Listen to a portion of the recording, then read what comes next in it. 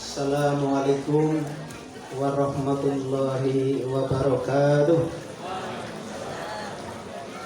Bismillah, alhamdulillah, salatu wassalamu ala rasulillah, la hawla wa la quwwata illa billah. Amma ba'du, fa inna asdaqal hadis kitabullah, wa inna afdalal hadi hadi Muhammadin, wa syarrul umuri muhdatsatuhah. Anak-anakku sekalian, wabil khusus kelas 9 dan 12 yang mudah-mudahan semuanya dirahmati Allah, para wali santri yang hadir pada kesempatan akhir sana ini, yang kami hormati para asatid dan seluruh lini kehidupan dini Tausalan ini, wabil khusus tadi panitia ya. Tanpa panitia kegiatan ini tidak akan berjalan. Hadirin hadirat rahimakumullah, dan lupa wabil khusus yang memiliki predikat-predikat tadi saya kebetulan tidak menyaksikan.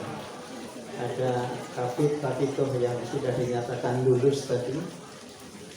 Pertama izinkanlah kami mohon maaf karena kami banyak tugas, jadi waktu inilah qadarullah baru nyampe di Banyumas ini. Yang kedua, menyampaikan terima kasih kepada para wali santri yang telah mempercayakan putra-putrinya untuk belajar agama dan umum di Miftahus Salam ini, dan alhamdulillah ada yang sukses, ada yang tidak, itu kemanusiaan saja yang bicara. Oleh karena itu yang sukses alhamdulillah, yang belum sukses innalillahi, tapi alhamdulillah kedua. Kemudian selanjutnya pesan sederhana yang ingin kami sampaikan untuk yang akan meninggalkan saja, terutama bahwa anak-anak sekalian sekarang ini sudah hidup di awal kehidupan milenial, sederhana. Tetapi yang akan merasakan merengkuh betapa hidup milenial ke depan itu anak-anak semua. Adapun orang tua itu menjadi besi tua semua, ya. Oleh karena itu persaingan ke depan akan luar biasa, sehingga saya teringat sebuah hadis riwayat Muslim kalau tidak salah. Fastabiqul khairat itu judulnya. Segeralah berlomba-lomba untuk melaksanakan kebaikan, karena harus diingat satu saat nanti ada zaman yang namanya zaman yang gelap gulita. Zaman gelap gulita. Apa dukhon? Di situ sudah disebutkan dukhon, gelap gulita.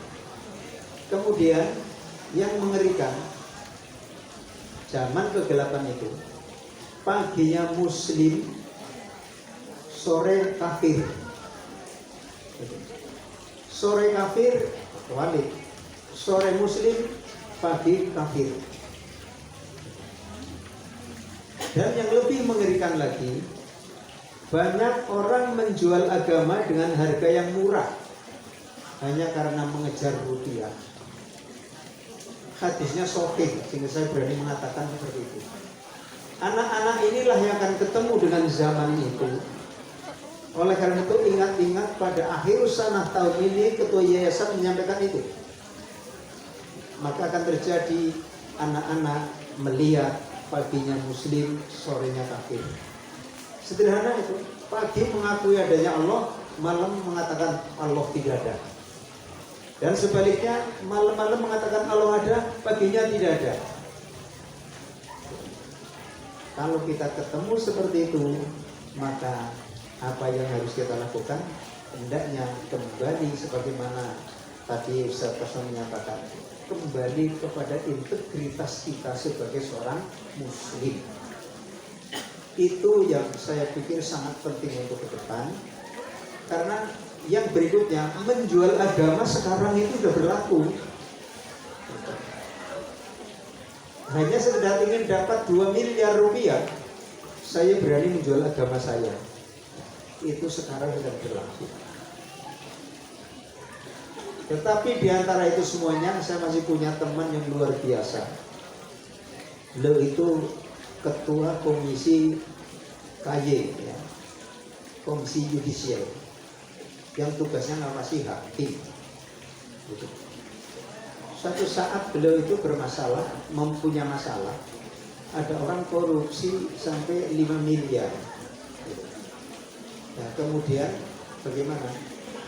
Pak Hakim, tolonglah, saya korupsi 5 miliar, tetapi saya ambil 2 miliar saja, yang 3 miliar gue sampean, sing penting yang bebas, orang terkena hukum.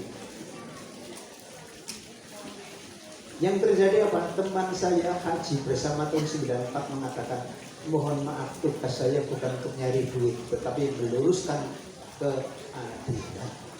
Ini yang saya harapkan, anak-anak semuanya ke depan duduk di mana saja, selalu ingat Allah, sehingga perjalanan kita dalam perjalanan menuju husnul khotimah.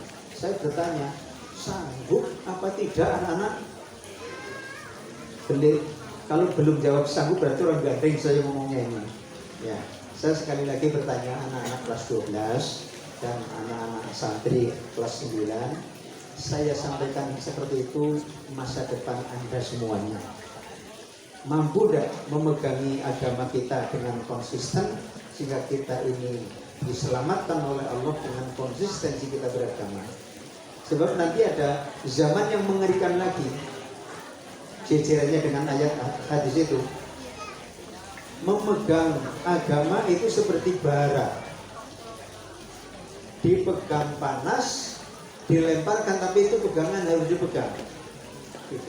Hampir sejajar dengan esok kafir, sore Islam, sore Islam, esok kafir. Itu saja yang dapat saya sampaikan. Maka untuk kelengkapannya, satu tadi akidah, yang kedua memahami teknologi supaya tidak ketinggalan zaman. Saya kemarin memulakan teman-teman untuk jadi karyawan saya. Ternyata yang sangat dibutuhkan itu kemampuan IT dan akhlakul karimah.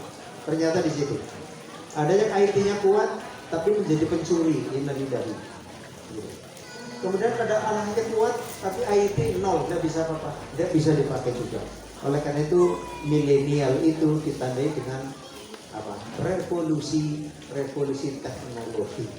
Oleh karena itu nanti Anda ketemu di mana-mana akan terjadi seperti itu. Tolong apa yang disampaikan tadi Ustadz Kasno selaku pimpinan pondok dan saya selaku ketua yayasan menyampaikan pesan-pesan itu. Mudah-mudahan Allah menyelamatkan kita di era yang sedemikian itu, dan kita berdoa mudah-mudahan kita tidak ketemu dengan zaman Dajjal. Kenapa? Zaman Dajjal itu zaman yang paling rusak di muka bumi ini. Yang kedua, kita berdoa mudah-mudahan anak turun kita tidak ketemu dengan hari kiamat. Karena apa? Hari kiamat itu hari paling tidak menyenangkan di muka bumi ini, dan orang-orang yang rusak saja yang akan ketemu dengan hari kiamat. Kita berdoa, alhamdulillah. Demikian, mohon maaf. Assalamualaikum warahmatullahi wabarakatuh.